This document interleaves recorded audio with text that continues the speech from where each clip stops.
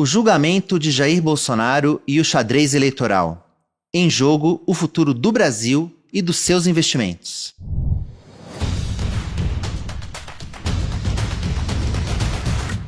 Salve pessoal, tá no ar mais uma edição do podcast Touros e Ursos. Eu sou o Vinícius Pinheiro e aqui do meu lado está a Júlia Vilchen. Como é que tá, Júlia? Candidata nas próximas eleições? Olá, Vini, tudo bem? Olá a todos os que estão nos ouvindo e nos assistindo. Não, eu acho que nesse próximo pleito aí eu vou ficar de fora. Tá certo. Bom, mas o nosso convidado desta edição, eu posso dizer que ele foi reeleito aqui, porque já teve no podcast Touros e Ursos e está de volta. Ele é o Rafael Cortez, cientista político e sócio da Tendências Consultoria. Seja bem-vindo, Rafael.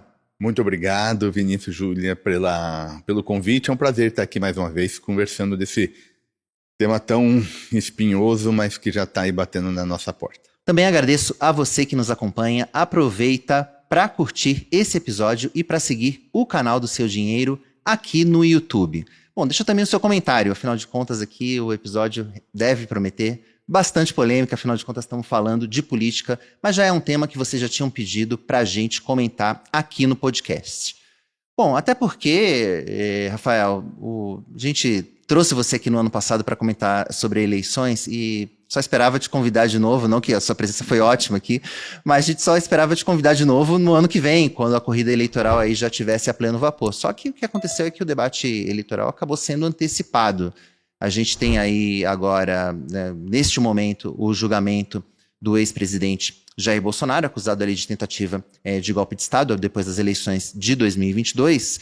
E, enfim, já o desfecho é conhecido aqui, independentemente se concordemos ou não com a decisão, mas ele provavelmente deve ser condenado. E nesse cenário, era para o presidente Lula estar voando em céu de brigadeiro, mas o que está acontecendo é que a popularidade do presidente não decola. É um cenário bastante curioso que a gente está vivendo hoje aqui. Como eu falei, né, o objetivo, a gente não vai tentar fazer uma análise aqui sem clubismo, sem aqui dizer se Bolsonaro é inocente ou é culpado, ou se a popularidade do Lula deveria ser maior ou menor, ou se as pesquisas estão certas ou estão erradas. Vamos partir aqui dos fatos e é para a gente apresentar aqui para as pessoas que estão acompanhando a gente as consequências desse cenário. Como é que ela mexe aí no xadrez eleitoral, como eu coloquei aqui no começo do programa, e também no final, né, com os investimentos, né, porque a política acaba afetando bolsa, dólar, juros, enfim, outros ativos do mercado financeiro. Mas eu queria começar, então, falando um pouquinho sobre a perspectiva aí para o julgamento do ex-presidente Jair Bolsonaro lá no STF. E como é que ela pode aí reconfigurar, né, o tabuleiro político para as eleições de 2026, na sua visão? Bom, vamos lá. Eu acho que, primeiro, é natural, fica super tranquilo assim, a abordagem. A gente tem que tentar entender, faz parte do meu trabalho, inclusive a atividade que eu faço lá na Tendências é tentar entender o cenário político, mas desdobrando para basicamente precificação de ativos, né, de toda a sorte, mas sobretudo ativos financeiros. Acho que essa pergunta, Vini, ela tem assim, dois tempos. Tem esse efeito curtíssimo prazo, né, que veio a partir, né, de um somatório, né, porque não virou só o julgamento, né, que já estava mais ou menos contemplado dentro do nosso radar. Acho que o que a gente vai precisar agora entender melhor é o efeito dessa conexão que foi criada entre o julgamento do ex-presidente Bolsonaro e as relações bilaterais Brasil e Estados Unidos. Ao meu ver, essa é a grande novidade, digamos assim, da cena política brasileira e que vai impactar agora, e agora entendido por quem vai ser candidato, que tipo de discurso vai ser apresentado, mais ou menos como vai ser a estratégia desse antipetismo à luz, né, desses eventos e pensando no médio e longo prazo, obviamente, no resultado final da eleição.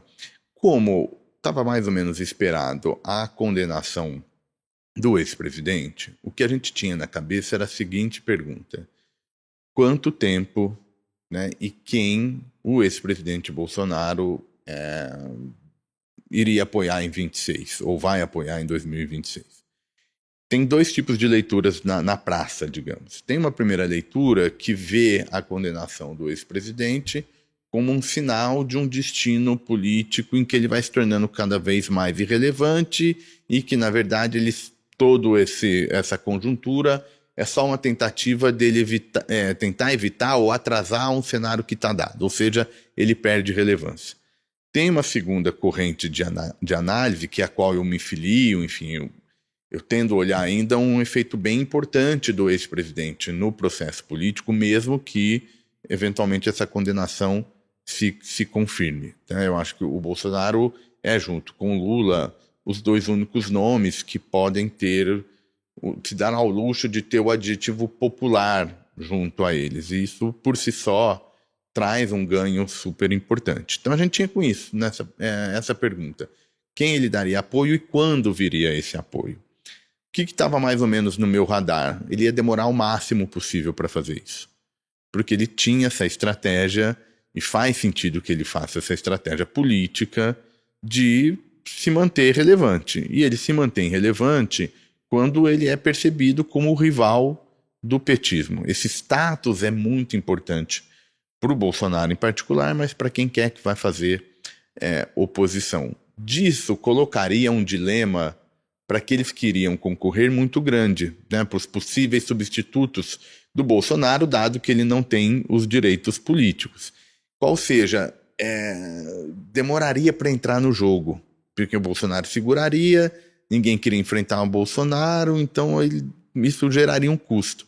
Lembrando que o resultado do julgamento não muda em nada o fato de que o ex-presidente já estava inelegível. Mesmo que ele venha a ser inocentado, isso não muda o fato de que ele não pode concorrer nas eleições do ano que vem. E acho que essa pergunta, depois a gente pode falar mais para frente, mas acho que essa pergunta, o fato da luta pela anistia, que apareceu agora muito forte, ela não é sinônimo de Bolsonaro elegível, mesmo, vamos construir aqui um cenário hipotético, que ela passe, o Supremo autorize, porque ele já é inelegível pela Justiça Eleitoral por outros crimes que não estão necessariamente a ver agora com o que está sendo julgado.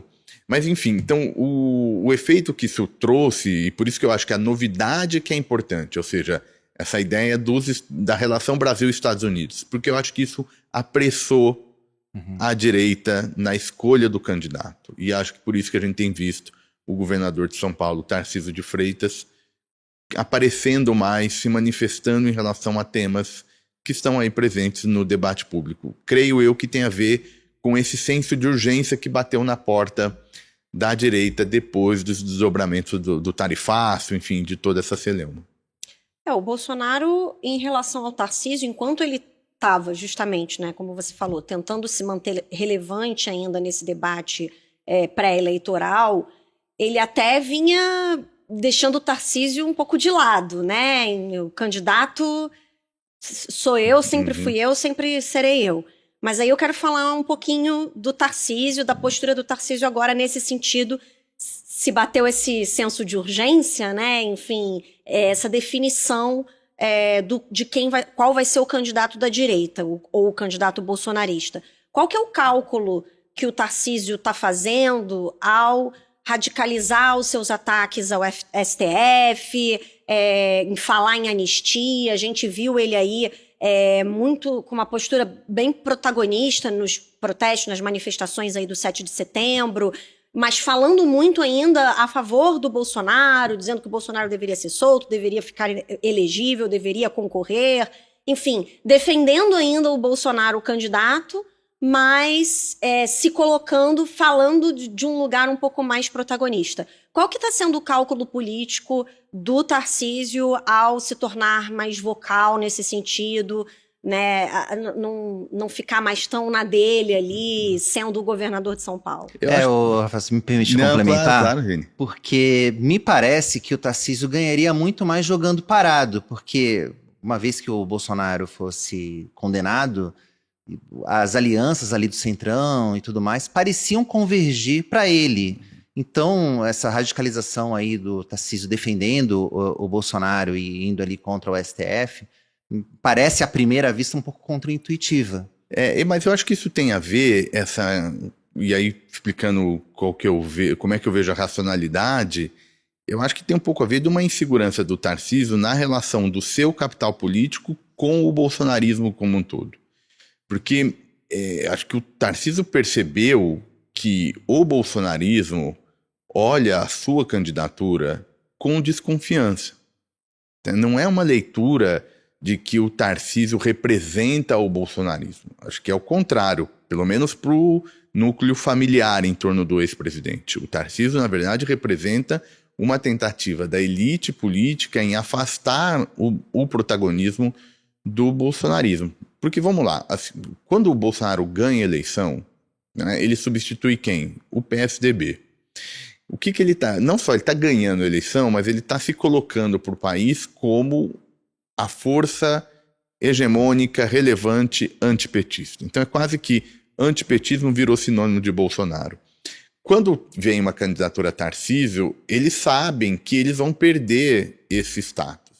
Então acho que o Tarcísio está fazendo, Júlia, é tentar superar essa desconfiança nesse núcleo mais próximo. Só que vamos ver o quanto ele está disposto a ir, mas talvez o preço, entre aspas, tenha ficado um pouco salgado, né? Um pouco elevado, porque, na verdade, volta lá atrás, quando ele depõe no julgamento do ex-presidente, faz uma série de sinalizações e parece não ter sido suficiente. E agora tem uma nova fase muito mais intensa, muito mais explícita, se colocando não só ao lado da figura do ex-presidente Bolsonaro, mas de algumas bandeiras que são importantes na direita. Então, acho que o cálculo que o Tarcísio está fazendo, ou pelo menos o objetivo dele, é esse: conseguir o apoio dessa elite bolsonarista e depois do eleitor. Alguns vão dizer, e aí nesse sentido, o Tarcísio estaria jogando em causa própria. Ele sabe que é muito difícil o Supremo Tribunal Federal, entre aspas, reverter essa inegibilidade do Bolsonaro.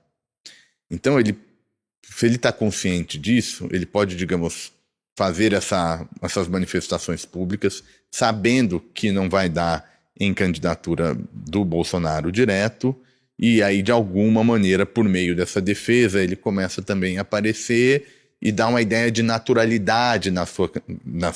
Eu tentei, né?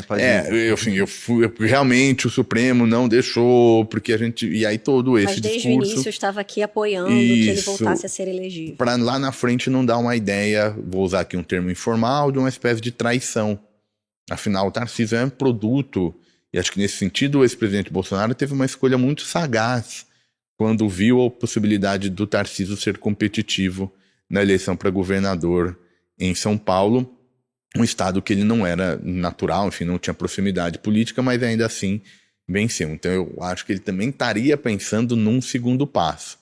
A questão que a gente tem que analisar é qual é o custo disso. Porque, por outro lado, quanto mais ele reforça essa associação, mais, para o bem ou para o mal, ele vai ficar ligado ao que o bolsonarismo tem no imaginário das pessoas.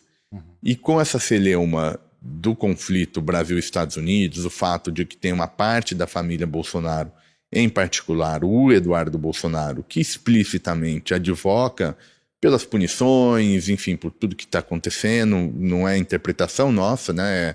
Ele mesmo explicitamente se coloca nessa posição. Ao fazer isso, ele parece estar aumentando a rejeição do bolsonarismo, justamente no momento em que o Tarcísio quer se vincular a esse grupo. A questão é, aquele eleitor independente que escapa da polarização, né, como é que ele vai enxergar esse movimento? A gente abriu o programa, você chamando a atenção para uma espécie de paradoxo, né? O Lula tinha tudo para vencer, tudo para estar bem, e por que não está? Acho porque tem a ver com essa polarização. A gente tem dois polos muito consolidados, muito definidos, que dificilmente vão se alterar. Então aí você tem um conjunto de eleitores, alguma coisa entre 5% e 10% do eleitorado, que efetivamente tem chance de se mexer. O resto já vai de Lula, já vai de qualquer coisa que rivalizar contra o Lula, e a gente está, no fundo, pensando no como vai se comportar entre esses 5% e 10% do eleitorado.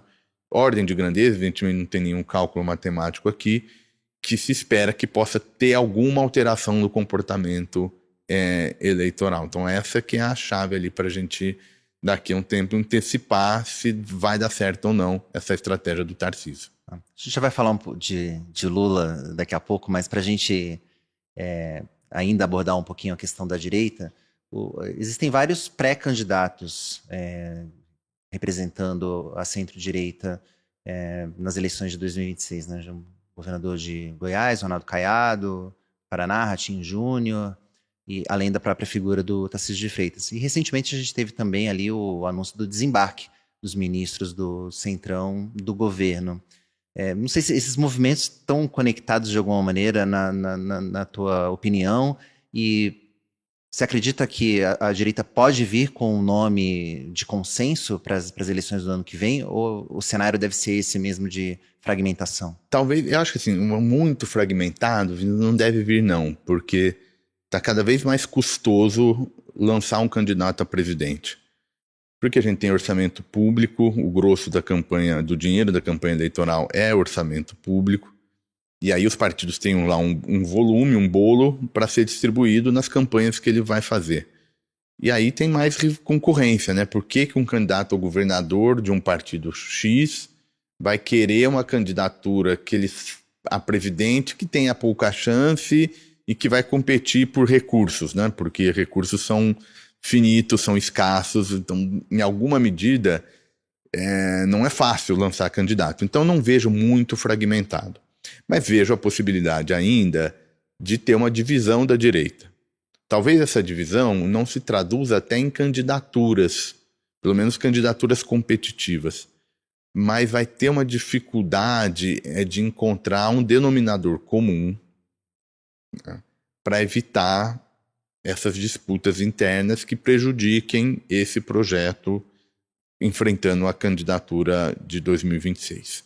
A gente estava falando sobre o efeito do tarifaço, enfim, acho que um dos efeitos importantes foi de dividir o discurso. Fica cada vez mais difícil você carregar, digamos, um discurso que pode ter uma rejeição no eleitorado. Então, você vê, a gente tem assistido a elite política, a própria elite econômica, que tem ido lá tentando responder às tarifas, tem um custo grande, afinal tem atores políticos que fizeram isso, né? Escolheram esse caminho, né? Tarcísio e a família Bolsonaro ficaram em lados opostos nessa questão. O Tarcísio mesmo foi talvez aquela figura que, se a gente olhar o comportamento dele, mais traduz um pouco, e agora o que eu faço, né? Uma sensação... Para que lado eu vou, Para que lado eu vou, porque ele apostou lá atrás no uso do boné, nessa simbologia que a política tem um lado estético, né? Ela tem uma estética do jogo eleitoral. Uma dessas estéticas, né, são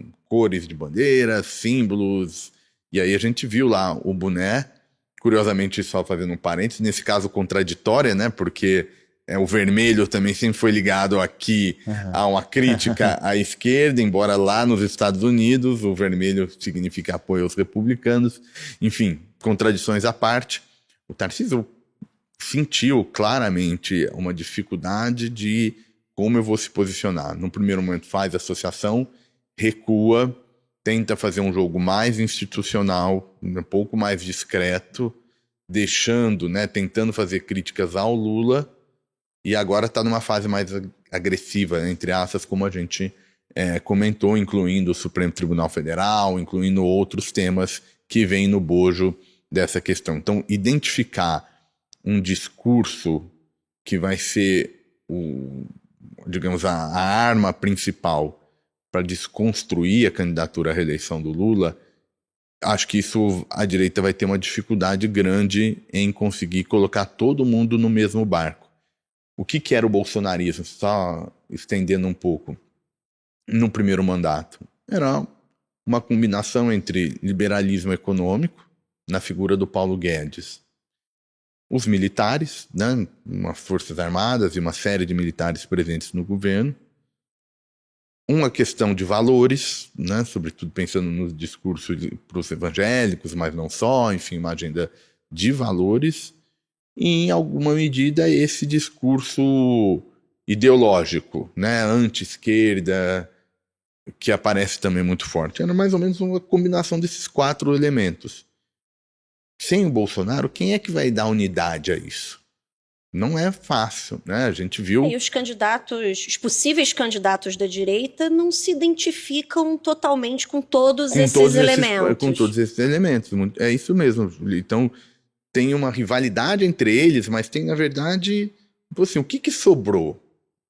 O que depois do primeiro mandato de Bolsonaro, da perda da reeleição, da prisão do principal líder do campo, o que sobrou para apresentar e rivalizar com o PT?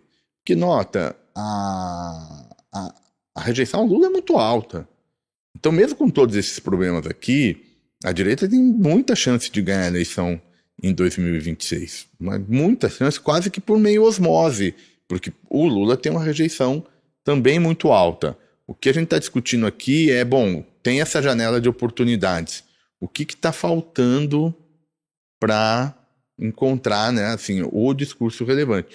E acho eu que isso vai ser importante aqui para a gente, que pensa política à luz do mercado financeiro, de precificação de ativos, porque a figura que vai aparecer disso talvez confirme a leitura do que o mercado tem do Tarcísio ou eventualmente afaste um pouco essa leitura ao longo da campanha, e aí os impactos econômicos, sobretudo no câmbio, né, que responde muito rápido, podem ser diferentes do que se imagina se a gente imaginar o Tarcísio muito competitivo lá em 2026.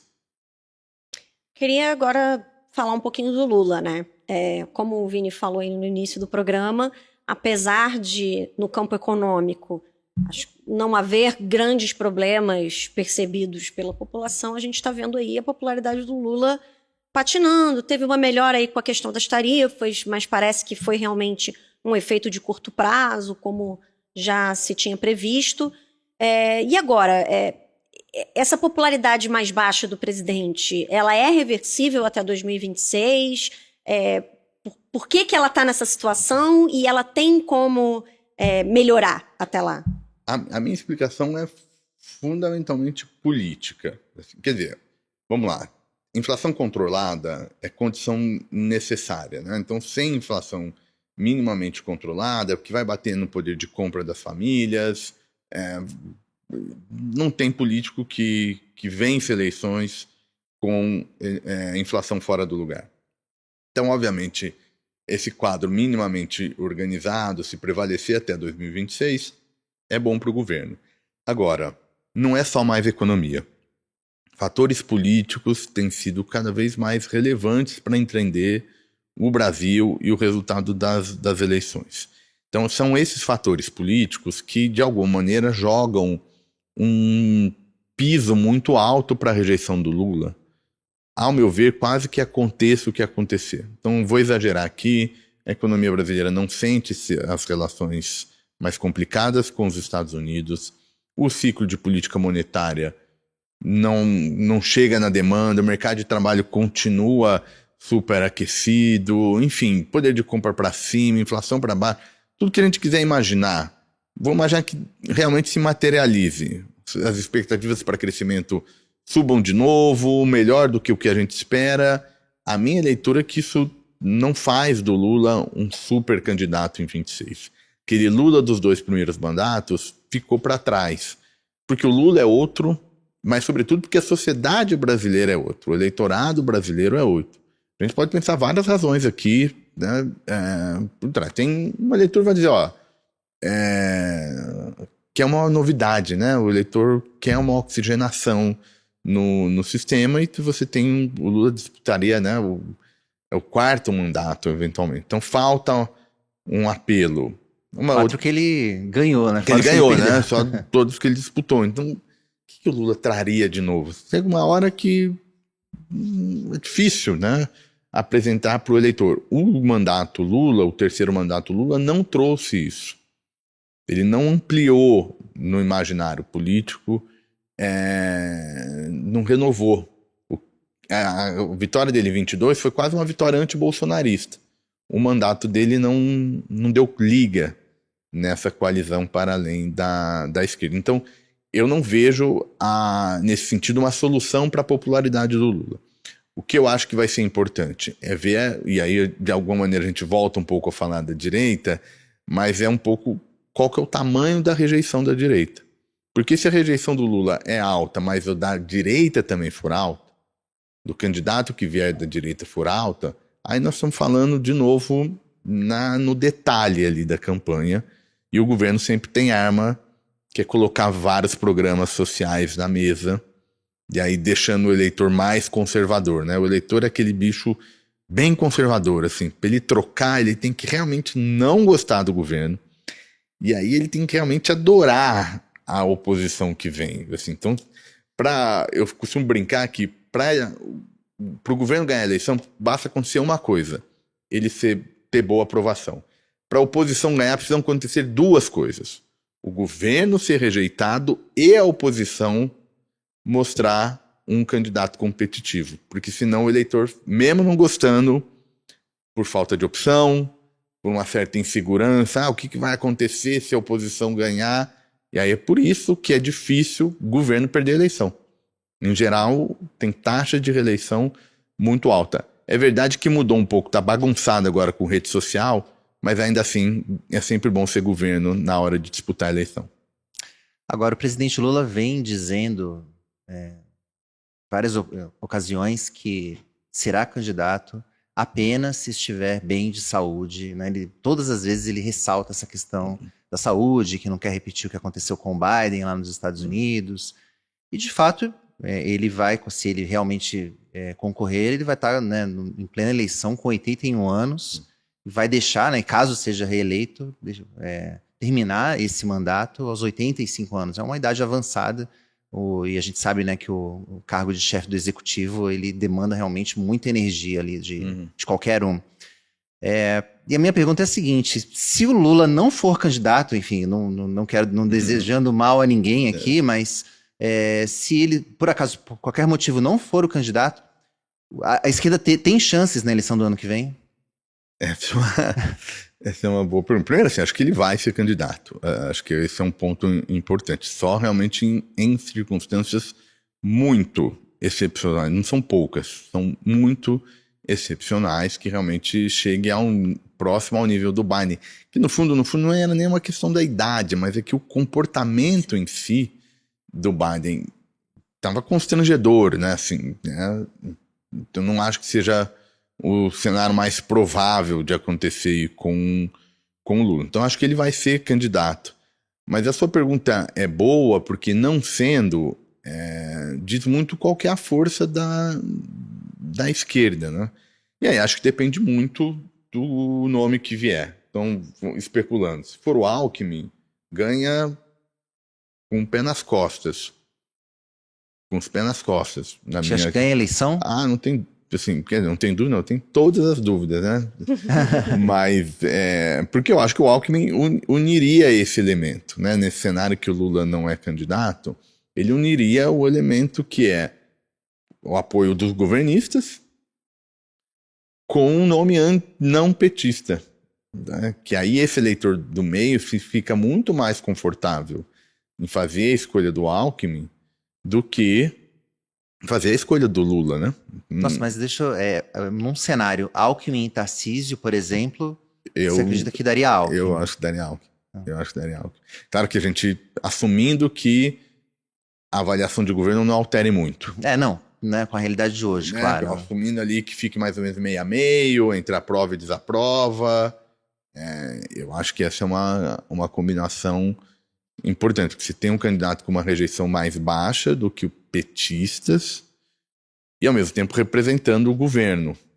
Acho, por exemplo, o Alckmin muito mais forte do que o ministro Haddad, por exemplo, que não só tem o selo de petista, mas o mandato do ministro Haddad na Fazenda foi um mandato muito difícil, né, em que enfrentou questões políticas muito complicadas, e se a gente pega a curva da rejeição ao Haddad, ela vem aumentando ao longo do governo. Se a gente pegar as primeiras pesquisas, olhava, não, o Haddad é super competitivo, porque tem uma rejeição muito mais baixa do que o Lula. Então, tinha um seguro.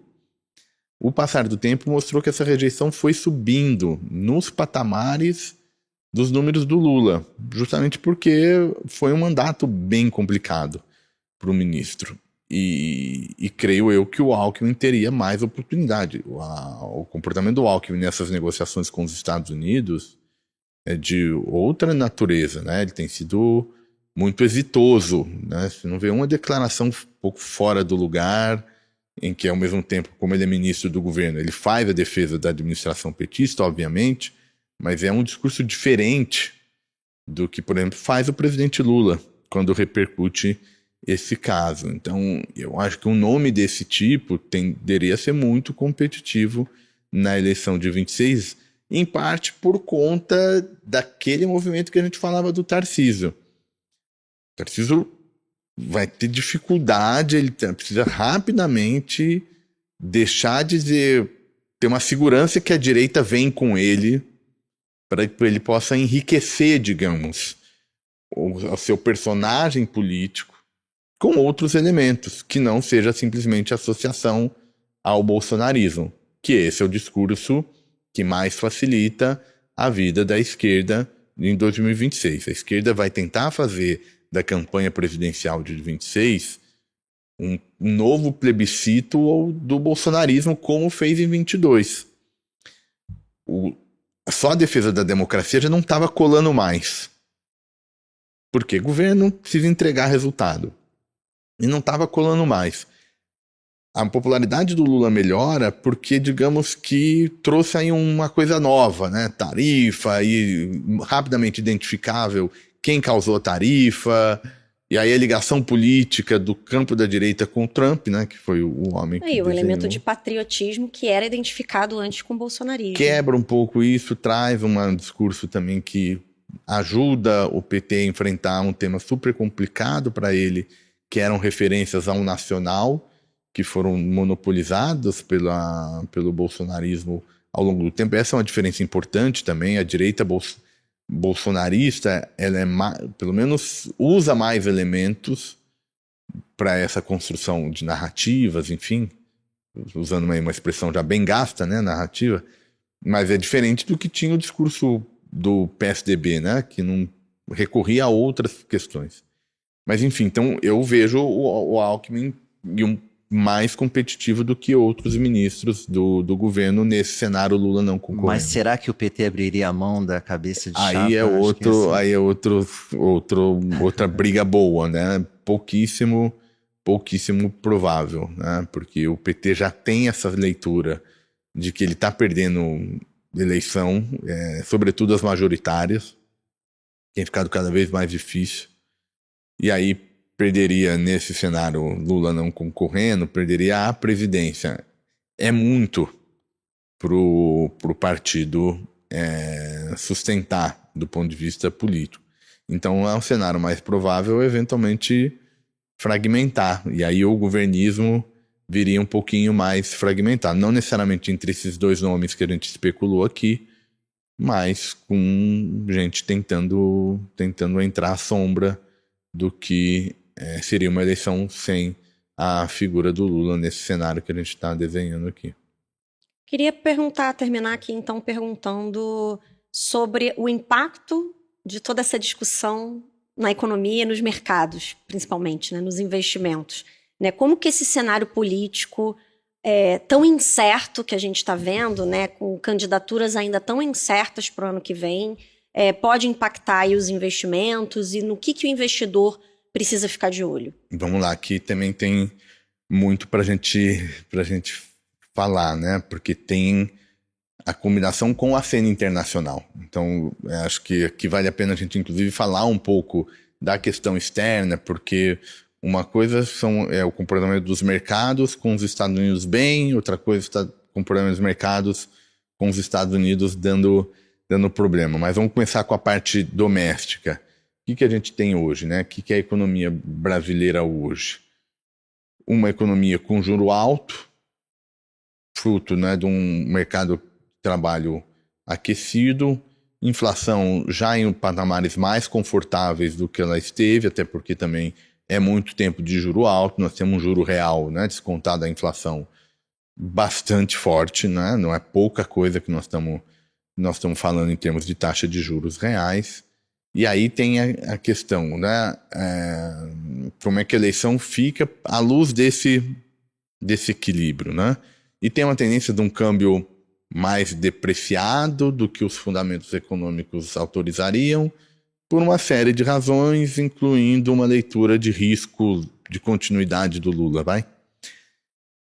Com o Tarcísio competitivo, com a oposição competitiva, curiosamente, teria uma leitura de um câmbio mais apreciado, né? Porque o mercado já esperando a vitória do Tarcísio começaria um pouco a fazer uma aposta para esse cenário que ele deve enxergar melhor do que a continuidade do Lula. A gente está repetindo a eleição de 22. Projeções muito polarizadas, estão muito condicionadas a quem ganha a eleição ou não. Então acho que essa é a primeira questão. E o câmbio é o que vai mostrar, né? Oposição indo bem, tendência o câmbio é ir apreciando ao longo de 26. Né? Por mais que a gente possa ter um barulho ou outro lá fora, mas olhando aqui para o Brasil, acho que é um pouco por aí. Os juros, não imagino que tenha muita relevância aqui nos juros, não. Acho que o Banco Central tem operado de acordo com o regime de metas de inflação. Então eu não olharia para quem está exposto de alguma maneira a juros na aplicação dos seus investimentos. Aí acho que a eleição é quase que um não fator. Os mais expostos a câmbio, sim, né? O câmbio precisa ficar olhando com cuidado o quadro eleitoral. Eu não acredito, para quem está nos ouvindo, eu seria muito cauteloso com a ideia de que a eleição está ganha para um lado ou para o outro. Tá? A gente vai definir a eleição no último mês. Assim, vai ser uma eleição definida no último mês. Vai ser apertada como foi a de 22. A minha leitura é que sim.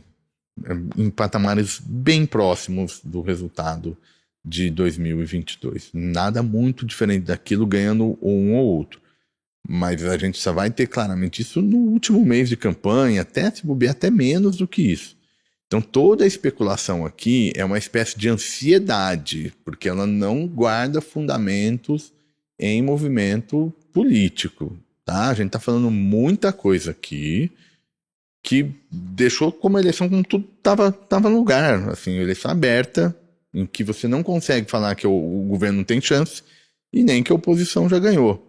Então a gente falou um monte de coisa aqui, mas a estrutura da eleição de 26 está intacta. Então acho que essa primeira, se pudesse dar algum conselho, né, aquele clichê que a gente não daria se fosse relevante, é um pouco esse. Tem uma boa parte, segura a ansiedade em relação às leituras políticas que vão aparecer ao longo da campanha eleitoral. Bom, isso falando doméstico, mas eu acho que assim, não pode não falar do cenário internacional, porque a depender de como tiver os Estados Unidos, aqui pra gente tudo ficha, né? Porque a gente pode estar falando agora se o Trump eventualmente vai fazer uma pressão no Fed. Né? Então nós estamos falando de credibilidade da política monetária da principal economia do mundo, de uma das duas maiores economias do mundo. Algo que era visto como um tema de país em desenvolvimento. Agora nós estamos discutindo nos Estados Unidos. A gente está falando de tarifa comercial, nós estamos falando de riscos geopolíticos, de toda a sorte. Né? Então eu acho que com o Trump tem uma tendência, se o Trump ficar muito ativo, a gente ficar muito sensível, na verdade, ao cenário internacional. Porque pode estar acontecendo aqui o dólar perder muita força se a gente começar a ter esse cenário de risco político nos Estados Unidos. Então, acho que essa é uma outra questão também. Não tiremos os olhos do cenário internacional. A gente vai falar muito de eleição aqui no Brasil, porque é óbvio, né, nos próximos... toda hora a gente está recebendo informação.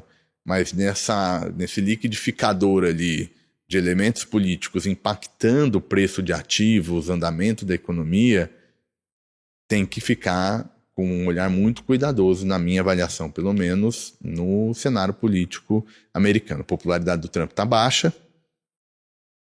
As eleições do meio de mandato vão entrar em 2026, significa que eles vão estar olhando lá as pesquisas e vão dizer o que nós precisamos fazer para não perder a maioria nas casas legislativas. Então a chance de, ao longo de 26, o Trump continuar ainda abastecendo e trazendo muito elemento de risco não é pequeno. Isso é um outro cenário, mesmo pensando aqui para Brasil. Tá, mas falando de cenário eleitoral local aqui, você falou de dólar e juros e bolsa. A bolsa também tem reagido positivamente com pesquisas que mostram, por exemplo, a queda ou estabilidade da popularidade do presidente Lula. caso esse cenário permaneça, continue, você acredita que a trajetória da Bolsa também deve ser para cima, também deve reagir positivamente? Acho que sim, né? Porque tem essa visão mais crítica ao governo Lula, ela passa pelo fiscal, mas ela passa também pela relação do governo com as estatais, sobretudo as Petrobras, né? E entre outras, que tem um peso grande na hora dessa precificação de risco. E se eu tiver correto, né? Não só eu, mas uma série de analistas, de que a eleição de 26 ela vai reproduzir um pouco essa dinâmica, ou seja, qualquer vitória do adversário do PT é percebido como positiva. Por que isso? Porque a partir do governo Dilma, o PT perdeu esse capital reputacional. No passado, quando a Dilma foi eleita, eu me lembro, eu já estava na Tendências, eu não discutia essa percepção de risco tão alta. Assim, no pior dos cenários, tinha uma discussão sobre Banco Central, porque não havia independência formal. Agora há, inclusive, a independência formal no Banco Central, mas a percepção de risco ficou muito binária. Como a gente conversou, o governo Lula não superou. Ao contrário, eventualmente até acentuou essa leitura, o que faz de 2026 binário, e aí a própria Bolsa, que em tese seguiria uma outra dinâmica, né? Tem a ver com taxa de juros, para ver, né, o custo de oportunidade, o quanto é bom estar em renda fixa ou renda variável, o desempenho de empresas com peso na Bolsa, mas que também não vão escapar de alguma maneira a ser impactadas ali pelo ambiente político, seja aqui dentro, seja lá fora. Tá ótimo. Bom, você que está acompanhando a gente, pode deixar o seu comentário aqui também. Qual o seu cenário para as eleições de 2026 e como é que ela mexe aí com os ativos no mercado financeiro? Aproveitem e me marquem aí, porque eu falo, quem sabe alguém acerta, né? Eu falo, então aqui quem é? Porque o podcast, fácil, todas né? as edições ficam disponíveis, né? Tanto então no podem YouTube. Me marcar. Quem souber quem vai ganhar, pode me mandar uma mensagem. Alguém pode vir do futuro e também mandar e dizer quem ganhou. A fonte, acertando. Bom, é isso aí. Mas a gente vai passar agora para o bloco dos touros e dos ursos. Os touros são os nossos destaques positivos, aqueles que estão em alta, e os ursos são os que estão com a popularidade em baixa, já para a gente usar aqui o termo que a gente está usando no programa de hoje. Começo com você, Júlia. A gente começa com os ursos normalmente, tá? Vamos lá. E depois a gente termina com os touros aqui. Então, Júlia, para quem você vai mandar o seu urso aqui da edição? Para me manter aqui no tema política, eu vou mandar o urso da edição para o presidente da Argentina, o Javier Milei, que está aí também num momento de popularidade em baixa, né? Menor popularidade desde que ele iniciou o seu governo. Vinha passando aí por um momento de escândalo de corrupção envolvendo a sua irmã e também sofreu uma derrota recente aí no Senado. E nesse último domingo houve uma eleição no parlamento da província de Buenos Aires, lá na Argentina, e essa eleição deu vitória à esquerda, a oposição peronista, né, que garantiu 47% dos votos contra apenas 34% do partido do Milei. Embora seja uma eleição local, né, essa região ela concentra ali 40% dos eleitores argentinos. Então, pode ser lida como um prenúncio aí das próximas eleições legislativas aí de meio de mandato nacionais e talvez até como um prenúncio da próxima eleição presidencial. Então, já é um sinal aí para o Milei de que ele tem que agir, fazer alguma coisa para recuperar a sua popularidade, para que o seu partido não perca tanto espaço aí na Argentina. E ele mesmo chegou a admitir em discurso, né, se cometemos algum erro, temos que reparar esse erro, né, temos que usar de lição esse resultado aí nas urnas. Então, por essa derrota aí que o Milei sofreu, inclusive com repercussão aí negativa na Bolsa da Argentina, né, que nessa segunda-feira aqui que a gente está gravando, cai mais de 10%. Vai o meu urso aí para o Javier Milei, que foi touro muitas vezes aqui no programa, né, em tempos recentes, pelas suas reformas aí na Argentina, mas dessa vez ele está num momento aí mais complicado. A gente sempre fala que o touro de hoje pode ser o urso de amanhã e vice-versa, e o Milei está bem exemplifica bem isso que a gente costuma falar aqui no podcast. Ele tem, agora as eleições legislativas vão ser em outubro agora, então, mas esse foi um péssimo prenúncio para ele e para o partido dele. Então, fica realmente o alerta. Mas o lado positivo dessa história foi que realmente ele veio reconhecendo a derrota e tudo mais, e hoje é difícil um político, quando perde nas urnas, reconhecer que perdeu. Então, por isso também eu dou aqui também um pouco que eu concedo um pouco ao Milei, pelo menos que ele foi, enfim, correto ali ao reconhecer que realmente sofreu essa derrota nas eleições lá na província de Buenos Aires. Mas, Rafael, sua vez aqui, para quem você vai mandar o seu urso? Vamos lá, eu tô aqui entre minhas duas paixões, entre política e esporte, mas eu vou na carona da Júlia, que pelo menos no urso fez uma opção do mundo da política, e o meu nome vai ser o nome do Trump, que a gente comentou aqui, porque a minha leitura é que ele está colhendo resultados diferentes do que ele espera, né? Ele tem uma agenda de tensionamento institucional não desprezível nos Estados Unidos, olhando do ponto de vista doméstico. Tensões judiciais, tensões em relação ao mercado, sistema eleitoral, mas, sobretudo, o alinhamento que isso, indiretamente, essa estratégia que ele deu o tom no seu governo de lidar com a comunidade internacional está com efeitos contrários, assim, né? A gente está perdendo um peso de uma nação importante como são os Estados Unidos em gerar cooperação em nível internacional, que foi um dos grandes legados do pós-Segunda Guerra Mundial. Então, para ficar um pouco no mundo da política, vou de Trump, popularidade em baixa, e aí uma eleição de meio de mandato, né? Tal como na Argentina, os Estados Unidos têm eleições no meio do mandato presidencial e que podem ser bem complicadas, com uma tendência dos republicanos perderem cadeiras. E mesmo pontos que ele conseguiu, que eram objetivos dele, como, por exemplo, o enfraquecimento do dólar, em geral, que ele sempre defendeu para aumentar a competitividade dos produtos americanos, digamos que foi mais um efeito colateral da postura dele, do que algo que efetivamente foi uma política que ele procurou. Os resultados efetivos, né, no discurso, quando ele assume, ele parece enxergar que faria barulho, né? Tem algumas passagens logo no começo do mandato, nas primeiras entrevistas, em que ele fala, não, vai ter barulho, mas a gente está seguro do que a gente vai conseguir com esse diagnóstico, com essa estratégia.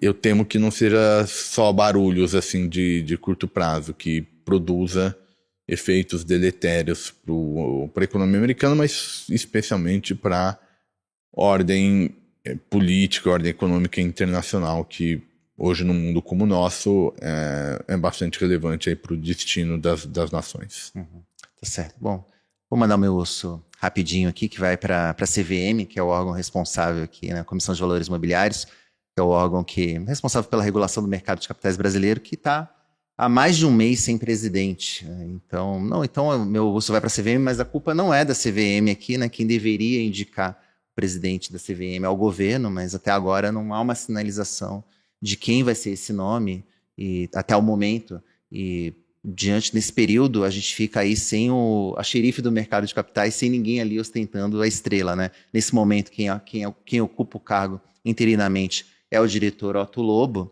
mas sem o presidente, o colegiado da CVM fica só com 4 integrantes, e não raro os julgamentos ali na CVM acabam em empate, e não tem um presidente ali para dar o voto de Minerva. O Otto, aconteceu até um caso curioso, ou controverso, para dizer o mínimo, né, que foi o caso da Ambipar, que teve uma votação do colegiado que teve 2 votos de presidente. O João Pedro Nascimento, que tinha dado o voto, um voto antes de sair, e depois o Otto votou contrário ao ex-presidente, mas como a votação ficou empatada em 2-2, ele acabou usando o voto de Minerva a favor dele, né? Assim, então, foi um caso bastante controverso, que se esperava que depois disso até o governo fosse acelerar a indicação ali do do novo presidente da CVM, mas isso não aconteceu.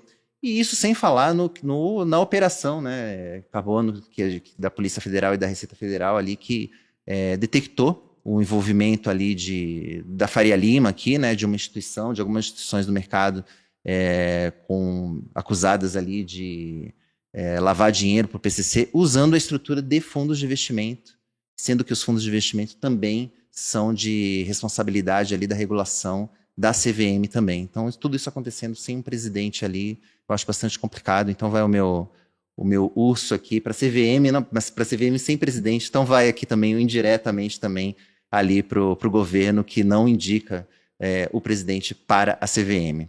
Bom, e vamos para os touros, então, vamos para os destaques positivos aqui da edição. E, mais uma vez, eu vou passar a palavra para você, Júlia. O meu touro de hoje está no mundo corporativo, eu escolhi a Cosan, né, que vinha sendo um urso aí, né, no mercado por um bom tempo, mas na última semana aí, as ações da Cosan subiram 25% e nas últimas 2 semanas acumulam uma alta de 34% praticamente.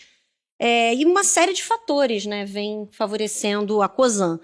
Um deles, né, é a Operação Carbono Oculto, né, que foi para combater justamente a atuação do crime organizado no setor de distribuição de combustíveis, no qual a Cosan atua, tanto por meio da sua subsidiária Raízen, que é detentora lá da marca Shell, dos postos Shell, como pela própria produção de etanol, né, da Cosan.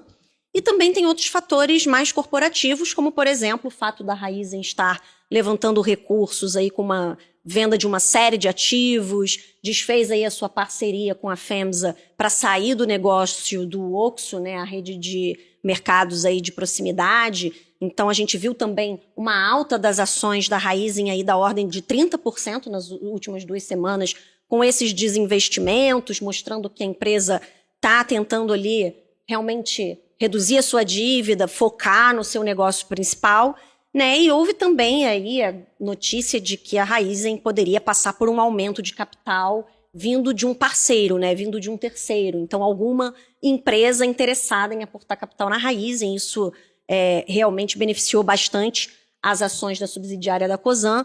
Uma dessas empresas seria a Mitsubishi, né? A japonesa Mitsubishi. E a gente também teve na semana passada um relatório aí do Bank of America falando bem da Cosan, bastante positivo em relação à Cosan, falando que se trata de uma história única de reestruturação e desalavancagem na América Latina, enfim. Então, a gente está vendo aí um momento, em geral, positivo para a Cosan, também integrando aí a carteira de indicações de diversos analistas aí no mercado. Por causa disso, nesse momento, eu acredito que a Cosan está passando por um momento de touro. É bem de momento, né? Um filme ruim, mas uma fotografia boa para a Cosan nessas últimas semanas. E, Rafael, para quem você vai mandar o touro aqui? Você estava em dúvida antes da gente começar o programa? Estou em dúvida se sigo na política ou se vou para, já que, né, vocês gentilmente abrem o leque, né, para o mundo corporativo, outros. Aí eu vou pegar carona no esporte que eu gosto muito, que é a Fórmula 1, então eu vou dar o meu touro pro Gabriel Bortoleto, né, tem tudo ali pelo seu desempenho nesse primeiro ano de ficar na categoria, né, depois de muito tempo do Brasil sem um nome na Fórmula 1, para aqueles que gostam, quando ele entra na pior equipe, né, a Sauber é percebida como uma equipe mais para trás, digamos assim, em termos de desempenho, com base no passado, e o menino, né, bem entre aspas, quem corre a 300 km por hora, né? Enfim, tem ido muito bem, então acho que tem tudo ali para eventualmente não só ficar na Fórmula 1, mas eventualmente ir para equipes de ponta e trazer aí de novo uma força para um esporte que andou à luz aí do brasileiro bem maltratado nos últimos anos, então pro Gabriel Bortoleto. Legal. O Bortoleto não começou muito bem ali na temporada de estreia na Fórmula 1, mas ele agora tá... Já bate o Hülkenberg, entre aspas, né? De uma sequência de treinos, enfim. Me surpreendi, então vai para ele. Para deixar o de 2026, quando eu voltar, já me autoconvidando, aí eu falo de política. Tá certo. Bom, deixa eu fechar o bloco dos touros aqui também com destaque esportivo. Vou dar aqui pro Carlos Alcaraz, o tenista espanhol, que conquistou o título do Aberto dos Estados Unidos neste domingo, superando o rival, o Jannik Sinner, o tenista italiano. E com isso ele não só conquistou o título do Grand Slam, como ele também voltou a ocupar a posição de tenista número 1 do mundo, que estava ali nas mãos do Sinner até o Aberto dos Estados Unidos. Então quem vencesse a partida ficaria como número 1 do mundo. O Sinner, se ganhasse, permaneceria como tenista, como o principal tenista do mundo, e o Alcaraz precisava ganhar e acabou venceu e convenceu, jogou bem melhor do que o Sinner. Aliás, eles estão dominando o circuito de tênis já, os 4 grandes slams do ano, foram só eles que ganharam. O Sinner ganhou Austrália e o Wimbledon, e o Alcaraz ganhou Roland Garros e agora o Aberto dos Estados Unidos. Então parece que vai ser uma rivalidade que a gente vai ver por muito tempo, porque o Alcaraz tem só 22 anos e o Sinner tem 24. Então... E 3 das finais foram entre eles, né? 3 dos grandes finais entre eles, né? Sinner versus Alcaraz. Né? Com exceção da Austrália, mas em Roland Garros o Alcaraz ganhou do Sinner, em Wimbledon o Sinner ganhou do Alcaraz e agora no US Open o Alcaraz ganhou do Sinner. E bom, enfim, espero só que o nosso João Fonseca aí acabe consiga se meter nessa rivalidade, também consiga alcançar aí nos próximos anos aí uma posição aí entre os principais tenistas do mundo, mas neste programa aqui, o meu touro vai para o Carlos Alcaraz, tenista número 1 do mundo e campeão, né, pela 2ª vez do US Open. Bom, com isso a gente chega ao match point, ao ponto final aqui do podcast Touros e Ursos, mas quero agradecer muito a presença do Rafael Cortez, já se convidou, mas enfim, já marca na agenda aí para você voltar aqui para participar com a gente, Rafael, para falar sobre política, esportes e outros temas. Muito, muito obrigado, é sempre um prazer trocar com vocês, enfim, então muito obrigado pelo convite, espero que tenha sido agradável aí, até uma próxima. Foi ótimo. Obrigado, Júlia, até o próximo programa. Obrigada, Vini, e obrigada a todos os que nos acompanharam. Isso aí, fique ligado no seudinheiro.com para ficar por dentro de tudo o que mexe com seus investimentos. Aquele abraço.